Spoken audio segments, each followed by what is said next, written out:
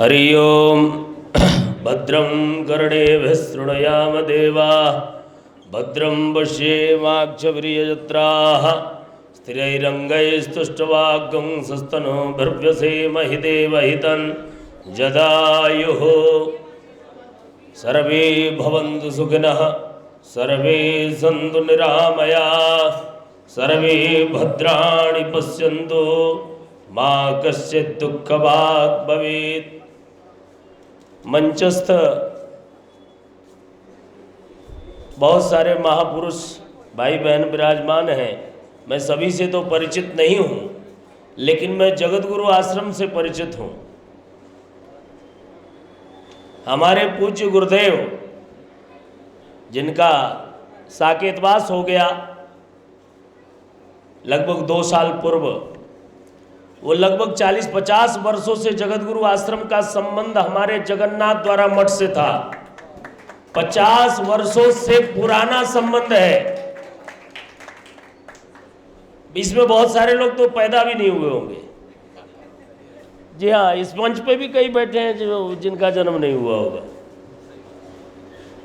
50 वर्षों से संबंध है जगन्नाथ द्वारा मठ के हमारे पूज्य प्रातः स्मरणीय सदगुरुदेव भगवान श्री महंत जयदेव दास खाकी जी महाराज। उनके बहुत सारे स्पीच आपके पास उपलब्ध है महाराज जी के।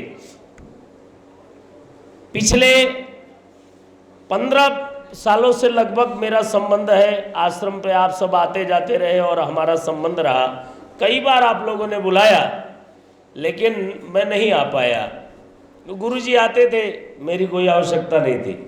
जहाँ गुरुजन उपस्थित होते हो वहाँ फिर क्या करना, वही पर्याप्त है। मुझे बड़ी प्रसन्नता हुई आज यहाँ आ करके, जिसकी चर्चा होती थी। और आपको मैं बताऊं कि मेरे राम जी को आपने कुरान भेंट किया था। अभी हमारे आप जी बैठे हैं यहाँ, सूफी साहब, इन्होंने मुझे कुरान भेंट किया, हदीस भेंट किया। मैंने उसको पढ़ा। ये भी जानकारी हुई कि उस आश्रम में वेद उपनिषदों का सभी अध्ययन करते हैं। बहुत सारी चर्चाएं हो रही थी, बड़ी सुंदर सुंदर चर्चाएं हो रही थी, समीचीन चर्चाएं हो रही थी। बड़े विद्वान लोग बोल रहे हैं। मेरा स्वास्थ्य बहुत अच्छा नहीं था। मैं वैसे तो सूफी जी से कह रहा था कि भाई सूफियाने अंदाज में कि मुझे माफ़ करो, फिर आता हूँ। लेकिन ये कहे नहीं गुरुजी आइए, आप केवल बैठ के जाइए। लेकिन स्वास्थ्य प्रतिकूल, मैं केवल 5 मिनट के लिए आया था, आप लोगों का दर्शन करता और वापस चला जाता। लेकिन यहाँ आया तो लगा कि सुनना, तो बैठा रहा जैसे तैसे। आप सबके स्नेह प्रेम के बल से जैसे अस्वस्थ होने के बाद भी बैठा रहा, सुनता रहा, ऐसे ही प्रेम में बहुत ताकत है। कहीं ना कहीं हम एक दूसरे के प्रति प्रेम की भावना, हम लोग बचपन में पढ़े थे कि पुकार रही गंगा दंगा न कीजिए, इंसान की आबरू को नंगा न कीजिए। मंदिर बना है मस्जिद आखिर है घर उसी का, और गर्दन तो कट रहा है आखिर किसी दुखी का। ये नेता लड़ा देते हैं, हम और आप एक दूसरे को काट करके सीताराम हो जाते हैं। इनका काम यही है। सबसे पहली बात तो इस भारतवर्ष में जो हमारी शिक्षा की पद्धति थी, उसको इन लोगों ने बेकार कर दिया। इन्होंने रहीम को नहीं पढ़ाया, रसखान को नहीं पढ़ाया, कबीर को नहीं पढ़ाया। इन्होंने उल्टी सीधी चीजें पढ़ाना शुरू किया। सारी व्यवस्था को इन्होंने बिगाड़ के रख दिया। अरे चर्चा हुई तो अकबर की दीने इलाही की भी तो चर्चा होनी चाहिए, क्यों नहीं हुआ? इस सारी चीजों को लोगों ने गौण कर दिया। उन चीजों को समाज में लाया जिससे उनका मतलब सिद्ध हो सके, उनकी कुर्सी कायम रहे, उनकी व्यवस्था ठीक चले। आपकी व्यवस्था से उनको कोई लेना देना नहीं है। ये सच्चाई है, यथार्थ है, ये आप भी जानते हैं और हम भी जानते हैं। लेकिन समस्या ये है कि हम कहते हैं आप भारत माता की जय बोलो, तो आप कहते हो ना बोलेंगे। अरे भाई, जब हमको आपका सलाम लेने में समस्या नहीं, तो आपको हमारा राम राम लेने में क्या समस्या आ रही है? कोई समस्या तो है नहीं, हम नहीं समझते। शास्त्र कह रहे हैं, कबीर बाबा ने सारे जीवन अनुभव किया और बाद में कहते हैं कि कबीरा कुआं एक है पनिहारी अनेक, और बर्तन सबके न्यारे हैं पर पानी सब में एक। अभी हो रहा था सर्वम खलविदम ब्रह्मा, अथा तो ब्रह्म जिज्ञासा की चर्चा कर रहे थे आप कि केवल एक ही परमात्मा है, ब्रह्म केवल एक है, ब्रह्म सत्यम जगत मिथ्या। अभी बड़ी सुंदर चर्चा हुई। आप भी कह रहे हैं, हम भी कह रहे हैं, सब लोग कह रहे हैं, लेकिन कह तो रहे हैं, लेकिन कर कहां रहे हैं?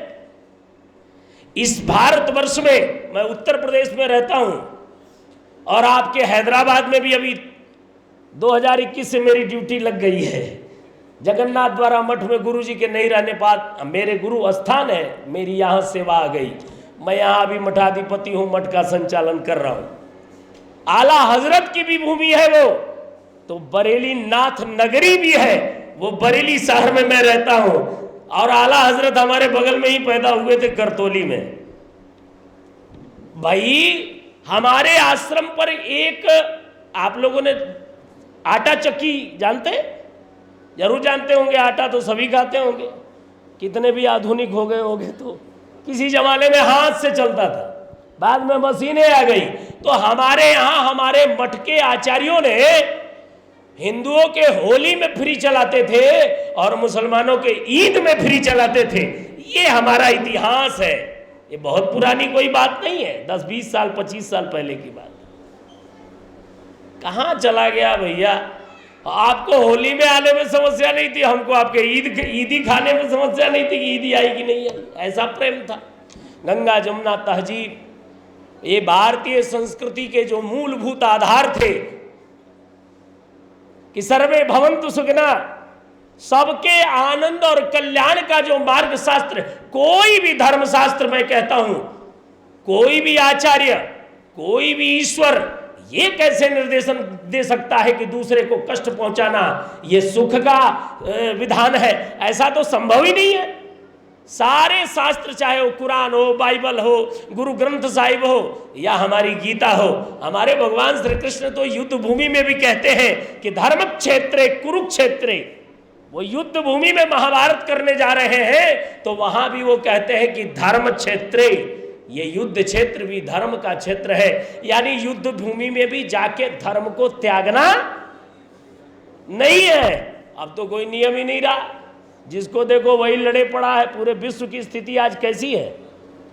अगर यही स्थिति रही तो कभी भी विश्व युद्ध हो सकता है। लेकिन यहां तो समस्या यह है कि विश्व युद्ध तो छोड़ो, गृह युद्ध की स्थिति न बन जाए। ऐसे मोड़ पे लोगों ने लाके खड़ा कर दिया है। महात्माओं ने, ऋषियों ने चिंतन किया है सदैव। कहा सुकरात ने, राजन यदि तुम हिंद को जाना, इस भारतवर्ष का जो गौरव है, तो हमारे वास्ते वहां से ज्ञानी गुरु लाना। ये गुरु लोगों का राष्ट्र है, ये तपस्वियों की भूमि है। यहाँ कोपिनवंतम खलु भाग्यवंतम वेदांत सिद्धांत सदा रमंतम, ये वो लंगोटी वालों का देश है। आज भी भारत के, चाहे वो मौलाना हो या संत महात्मा हो, इन लोगों ने जो अपनी अध्यात्म की व्यवस्था में जो रिसर्च प्राप्त कर लिया है, इस भूमि में ऐसी ऊर्जा है साहब, इस धरती में वो करंट है। आज भी पूरे विश्व में ध्यान लगाने के 3 ही स्थान है, जिसमें से एक सबसे महत्वपूर्ण स्थान आपके भारत के हिमालय में है।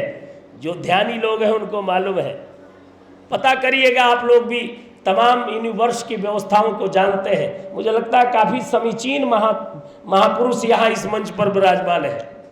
मेरे कहने का तात्पर्य, मैं पहली बार आया, लेकिन आप सबों का जो यह एक उद्देश्य को लेकर के पूरे यूनिवर्सल में, पूरे विश्व में एक शांति की व्यवस्था स्थापित हो, सबका एक दूसरे के प्रति भाई का प्रेम जागृत हो, एक दूसरे के प्रति समर्पण की भावना हो, ये अपने आप में बहुत महत्व का विषय है।